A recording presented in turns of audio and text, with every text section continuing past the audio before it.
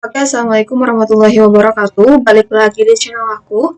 Kali ini aku bakal ngebahas gimana sih caranya kalian untuk mengetahui kuota pada pendaftaran SMA ataupun SMK pada PPDB tahun 2022. Jangan lupa share, subscribe, like, and comment. Oke, langsung aja. Yang pertama kita ke web browser.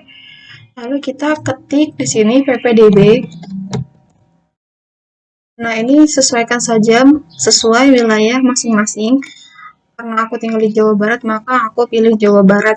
Setelah itu, teman-teman bisa klik di bagian ini. Di sini sudah terdaftar atau sudah diberitahu kuota pada jalur PPDB SMA ataupun SMK. Yang pertama kita bahas mengenai kuota pada jalur PPDB SMA.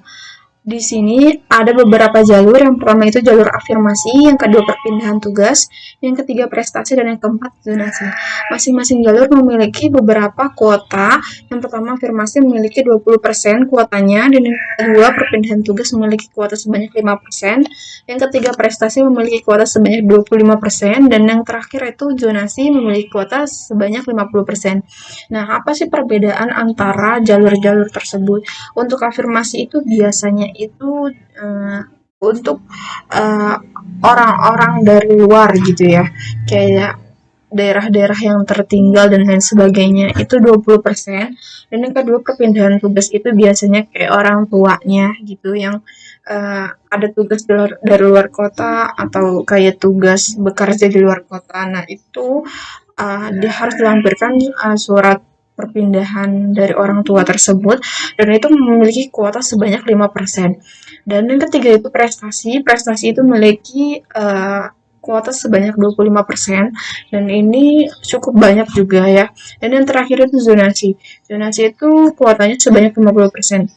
Dan zonasi itu diukur dari tempat tinggal teman-teman pada sekolah yang teman-teman inginkan. Misalnya, teman-teman bisa mengukur jaraknya itu kurang lebih berapa meter dari jarak rumah teman-teman ke sekolah yang teman-teman inginkan. Itu kurang lebih seperti itu. Nah, untuk tahapnya itu dari tahap 1 itu dari tanggal 6 sampai 10 Juni 2022 itu uh, jalurnya yang dibuka ada afirmasi, perpindahan tugas orang tua, terus prestasi nilai rapot, dan juga prestasi perlombaan. Nah, perbedaan antara prestasi nilai rapot dan prestasi perlombaan itu adalah kalau misalnya prestasi nilai rapot itu teman-teman bisa diukur dari nilai rapot teman-teman dari semester 1 sampai semester 5. Sedangkan kalau misalkan prestasi perlombaan itu teman-teman diukur dari nilai kejuaraan-kejuaraan yang pernah teman-teman ikutin selama teman-teman duduk di bangku sekolah menengah pertama gitu. Nah, untuk yang tahap kedua itu akan diadakan tanggal 23 sampai 30 Juni 2022 untuk jalur zonasi. Jadi untuk jalur zonasi itu dia serempak gitu ya, tanggal 23 sampai 30 Juni 2022. Nah, untuk kuota pada jalur PPDB SMK itu kuotanya hampir mirip, cuma ada beberapa jalur yang berbeda. Yang pertama, kalau misalnya SMK itu ada beberapa jalur. Yang pertama itu jalur afirmasi, itu kuotanya sebanyak 20%. Yang kedua itu perpindahan tugas, itu kuotanya 5%. Yang ketiga itu prioritas terdekat, itu kuotanya 10%. Yang keempat itu persiapan kelas industri, itu kuotanya lumayan banyak, sebanyak 35%. Yang keempat itu prestasi nilai rapot, kuotanya itu 25%, dan prestasi kejuaraan itu kuotanya 5%. Jadi yang paling banyak itu kuotanya mengenai jalur persiapan kelas industri.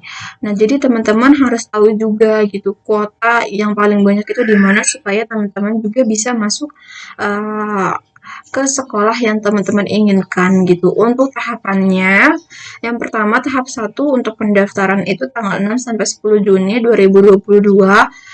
Yang dibuka adalah jalur afirmasi, lalu perpindahan tugas orang tua, yang ketiga itu prioritas terdekat, yang keempat prestasi kejuaraan, dan juga persiapan kelas industri itu untuk tahap 1. Sedangkan untuk tahap kedua yaitu tanggal 23 sampai 30 Juni 2022 yaitu jalur prestasi nilai rapot umum. Jadi perbedaannya itu hanya di jalurnya saja antara SMA dan juga SMK.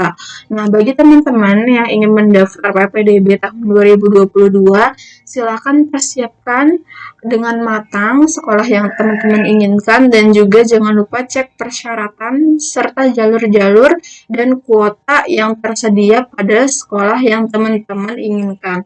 Mungkin cukup sekian video atau tutorial kali ini, semoga dapat bermanfaat. Jangan lupa subscribe, like, and comment. Sampai jumpa di video selanjutnya. Terima kasih.